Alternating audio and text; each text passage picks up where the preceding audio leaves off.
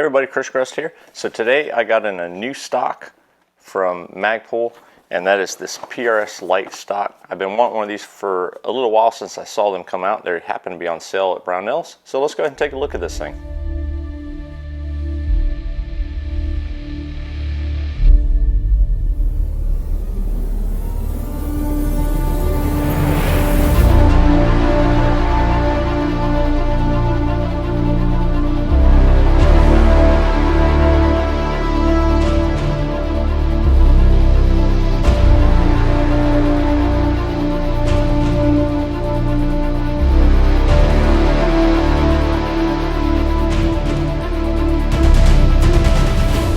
So let's do a quick unboxing of this guy. So this is the Magpul PRS Lite stock from Magpul. Picked this up from Brownells. They do have the full-size stock, I think a Gen 2 and a Gen 3. So when you open up the box, of course you get Magpul sticker, you get your installation instructions, and of course the stock itself. So it's a pretty beefy stock overall, but my understanding is that it's much lighter than the original PRS stock. So it has this cutout right here. It does have a cheek riser as well, and it will fit on a rifle length buffer tube or a carbine length buffer tube as well. It's got kind of a rubberized butt pad on the rear section there. It's got a place for a sling on this side. It does have, I believe, QD socket right there. This thing does come in 3 different colors. It comes in black, FDE, and OD green.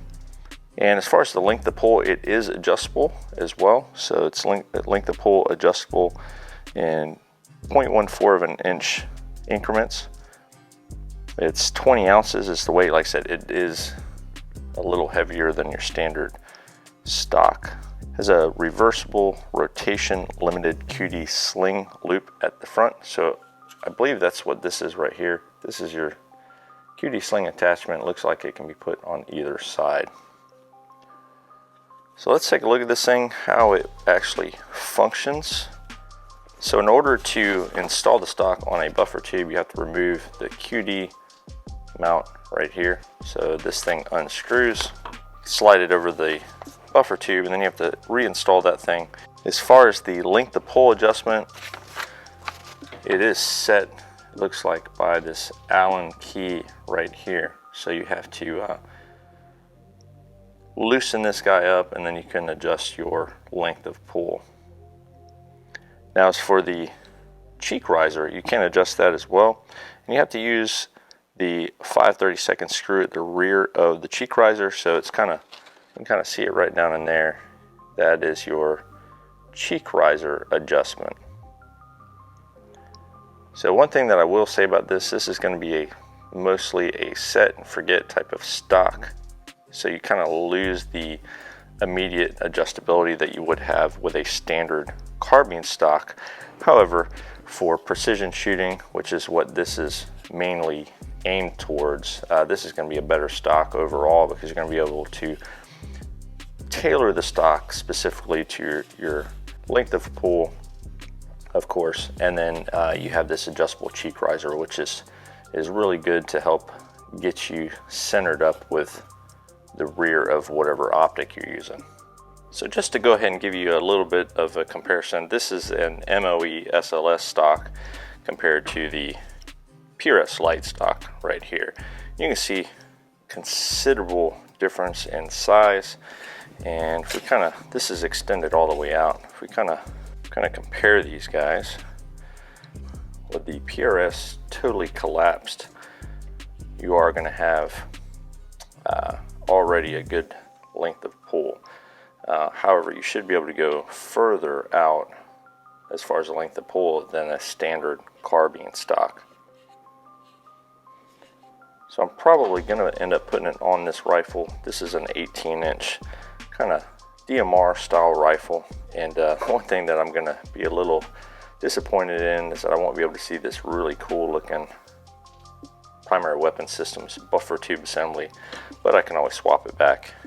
Here's this new PRS Lite stock, kind of sort of installed or slipped over the buffer tube of this 18-inch rifle right here.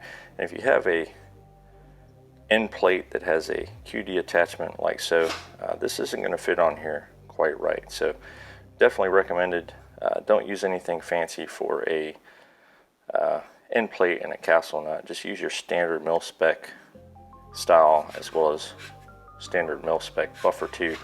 So I'm gonna have to rethink this rifle a little bit, whether or not I want to go through the task of swapping out to a different buffer tube, which isn't really a big deal, especially with these PWS ones. So these PWS ones are a ratcheting castle nut, so they're very easy to remove.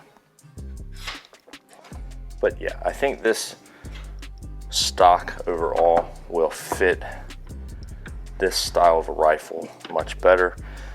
So just so you guys can kind of see again the comparison between the two stocks, just kind of the girth of the PRS Lite compared to the MOE SLS stock, which is a really nice stock, by the way. Appreciate everybody taking a look at this video today.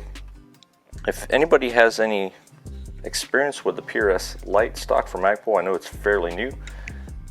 Things you like, things you dislike about it. Like I said, the one thing that I think is a big con on this style of stock is you lose the adjustability on the fly that you have with a standard carbine stock as far as length of pull and that sort of thing. But other than that, I think Magpul did a pretty dang good job with this thing. You know, a lot of adjustability involved in it, and you can get this thing tailored to your likes and your needs, and it's really suited for a precision type rifle rather than a run and gun type of rifle. So any comments, questions, please put them down below. Okay, I appreciate everybody watching and subscribing, and I will catch y'all in the next video. Y'all take it easy.